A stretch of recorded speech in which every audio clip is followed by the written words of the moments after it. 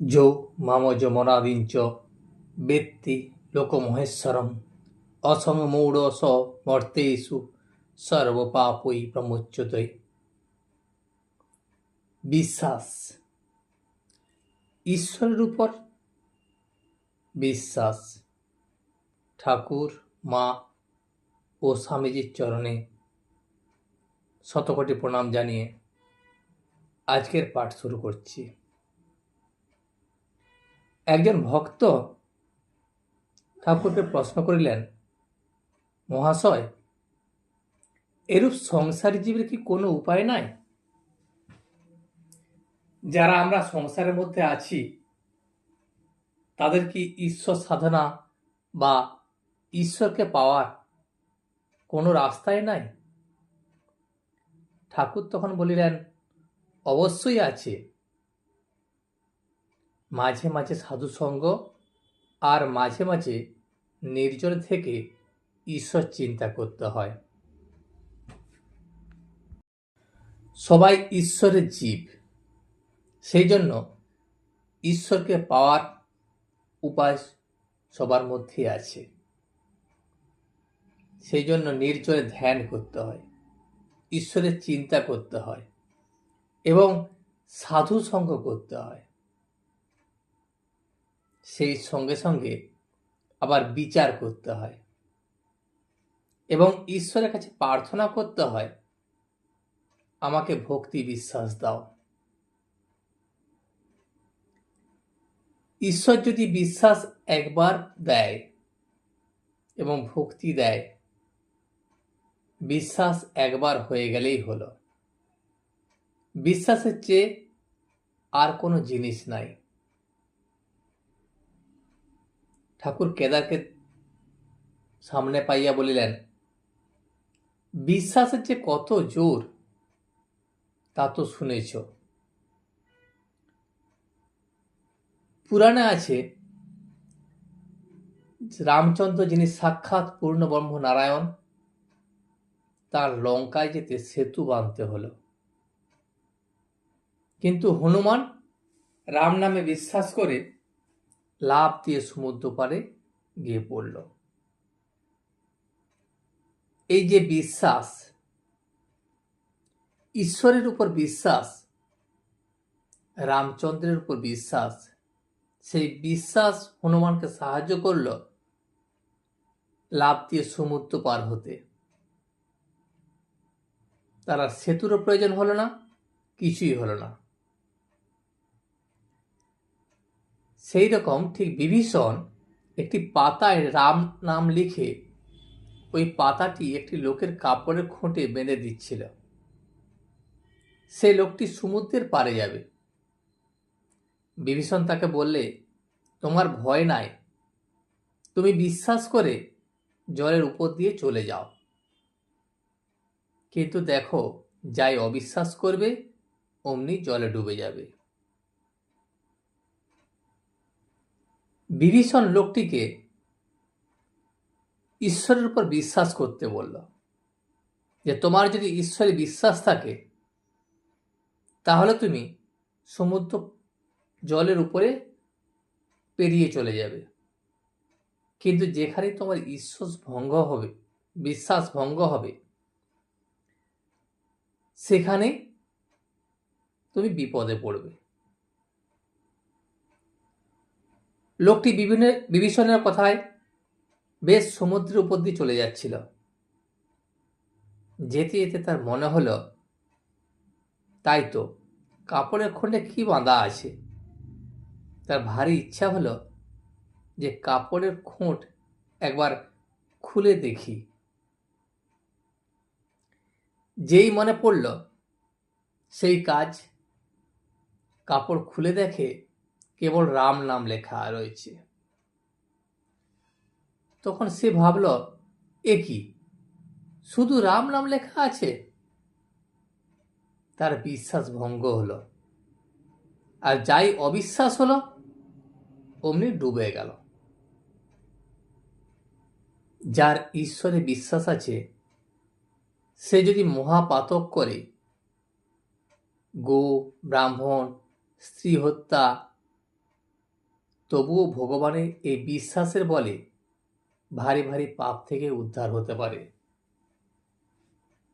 ঈশ্বরে বিশ্বাস এমন একটা বস্তু, তুমি শত দোষ করলেও শত দোষের পর যখন তোমার ঈশ্বরের উপর বিশ্বাস জন্মাবে, তাহলেই সমস্ত পাপ থেকে তুমি উদ্ধার হয়ে যাবে। সে যদি মনে মনে বলে যে আর এমন কাজ করব না, তাহলে তার কিছুতেই ভয় হয় না। ঠাকুর এই বলিয়া গান ধরিলেন, আমি দুর্গা দুর্গা বলে মা যদি মরি, আখেরে এদিনে না তারও কেমনে জানা যাবে গো শঙ্করী। নাসিক ও ব্রাহ্মণ হত্যা করি ভ্রূণ, সুরাপান আদি বিনাশী নারী, এসব পাতক না ভাবে তিলেক, ব্রহ্মপদ নিতে পারি। আমি যদি দুর্গা দুর্গা করে ডাকি, তাহলে হে শঙ্করী, তুমি কি না এসে থাকতে পারবে? তুমি অবশ্যই আসবে। এবং আমি যত পাপই করি, গো ব্রাহ্মণ যদি হত্যা করি, ভ্রূণ হত্যা করি এবং সুরাপান করি, নারীর বিনাশ করি, সমস্ত পাপ থেকে তুমি আমাকে উদ্ধার করবে। তোমার সে ব্রহ্মপদে আমাকে নিয়ে যাবে, যদি আমি তোমাকে ঠিকমতো ডাকতে পারি, বিশ্বাস করি। এই ছেলেটিকে দেখছো, ঠাকুর নরেন্দ্রকে দেখিয়ে ভক্তদের বললেন যে এই ছেলেটি এখানে একরকম, দুরন্ত ছেলে বাবার কাছে যখন বসে যেমন জুজুটি, আবার চাঁদনিতে যখন খেলে তখন আর এক মূর্তি। এরা নিত্য সিদ্ধের থাক, এরা সংসারে কখনো বদ্ধ হয় না। পূর্ব জন্ম থেকে এরা সিদ্ধি লাভ করেছে, অনেকটা পথ তারা আগিয়ে এসছে ঈশ্বরের কাছাকাছি। এখন একটু বয়স হলেই চৈতন্য হয় আর ভগবানের দিকে চলে যায়। এরা সংসার করতে আসে না, এরা আসে সংসারের জীব শিক্ষার জন্য। এদের সংসারের বস্তু কিছু ভালো লাগে না এবং এরা কামিনী কাঞ্চনে কখনো আসক্ত হয় না। এরা ত্যাগী, ছোট থেকেই এরা ত্যাগী। এদের সংসারের কোনো কিছুই ভালো লাগে না। বেদে আছে হোমা পাখির কথা, খুব উঁচু আকাশে সে পাখি থাকে, সেই আকাশে ডিম পাড়ে, ডিম পাড়লে ডিমটা পড়তে থাকে, কিন্তু এত উঁচু যে অনেক দিন থেকে ডিমটা পড়তে থাকে। ডিম পড়তে পড়তে ডিম ফুটে যায়, তখন ছানাটা পড়তে থাকে, পড়তে পড়তে তারও চোখ ফোটে, ও ডানা বেরোয়। যখন চোখ ফুটলেই সে দেখতে পায় যে সে পড়ে যাচ্ছে। সে ভাবে যে আমি যদি মাটিতে পড়ে যাই তাহলে একবারে চুরমার হয়ে যাব। তখন সে কি করে, সে মার দিকে একেবারে চোঁচা দৌড় দেয় আর উঁচুতে উঠে যায়। এই কথা হইতে হইতে নরেন্দ্র উঠিয়া গেলেন। সবার মধ্যে কেদার, প্রাণকৃষ্ণ, মাস্টার ইত্যাদি অনেকে আছেন। ঠাকুর আবার বললেন, দেখো নরেন্দ্র গাইতে বাজাতে পড়াশোনায় সবটাতেই ভালো। আবার সেদিন কেদারের সঙ্গে তর্ক করছিল, কেদারের কথাগুলো কচ কচ করে কেটে দিতে লাগলো। ঠাকুর হাসিতে লাগলেন এবং মাস্টারকে বলিলেন, আচ্ছা ইংরাজিতে কি কোনো তর্কের বই আছে গা?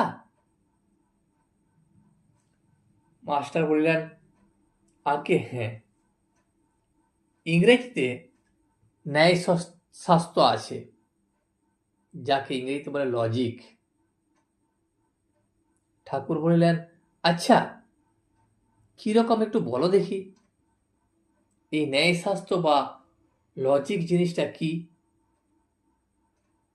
মাস্টার এবার মুশকিলে পড়িলেন।